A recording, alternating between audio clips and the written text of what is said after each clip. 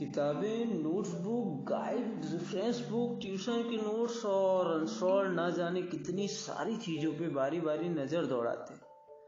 कल एग्ज़ाम की पूरी तैयारी हो चुकी थी और इन तैयारियों को करते रात के 2 बज चुके थे। आइए इस बोर्ड एग्ज़ाम से पहले सुनते एक छोटी सी स्टोरी।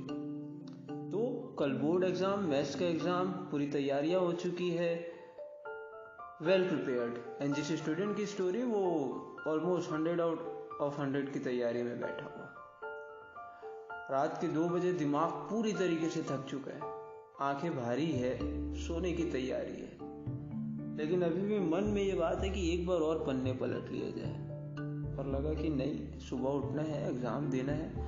पर दिमाग में था कि कल एग्ज़ाम में दोस्त जाग रहे होंगे, क्यों ना एक कॉल लगाया जाए और पूछा जाए कि उनकी तैयारियाँ कैसी हुई। थोड़ा सा कॉन्फिडेंस है।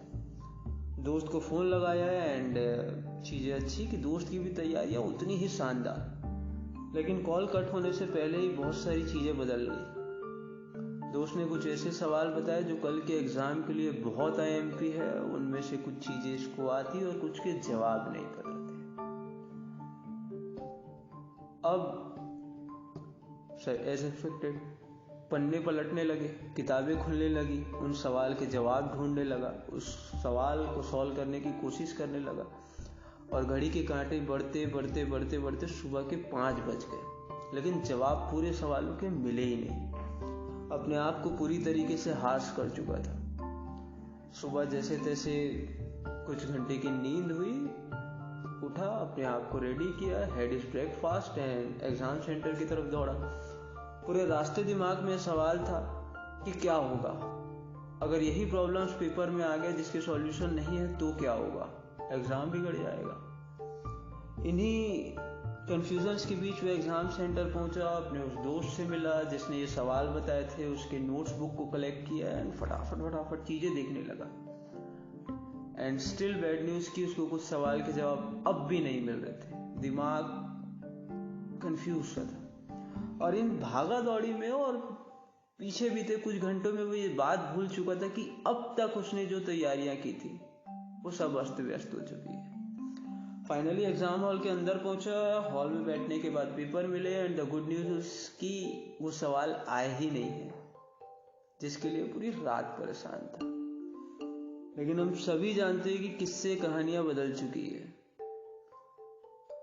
जिसे सवाल के डिजिट्स तक याद थे, अब उससे फॉर्मूला तो दूर, उससे प्लस और माइनस में भी कंफ्यूजन हो रहा है। कभी बड़े सवाल की ओर दौड़ता, कभी छोटे सवाल की ओर दौड़ता, लेकिन आंसर किसी के भी नहीं आ रहे। एकदम इजी दिखने वाली चीजें भी सॉल्व नहीं हो रही, चीजें उलझ चुकी हैं बुरी तरीके से। हाथ पैर कांप रहे हैं, दिमाग भारी हो चुका है, चेहरा लाल है और चीजें बिगड़ गई है पूरी तरीके से। अब सेकंड्स मिनट में बदल रहे हैं, मिनट्स आवर में, लेकिन सॉल्यूशन नहीं है। अब उस एग्जाम हॉल में बैठ के अफसोस करने के अलावा कोई ऑप्शन नहीं है। लोग अपने आंसर सॉल्व कर रहे हैं, इसके चेहरे पे चिंता है। So finally exam is over and class से बाहर आया, चीजों को कलेक्ट किया, था बहुत परेशान। तो एक छोटी सी कहानी जिसके एंड कुछ अलग। ये कहानी आपको सिखाती है never make harsh to yourself. When we are too educated, we start turning simple thing into complex.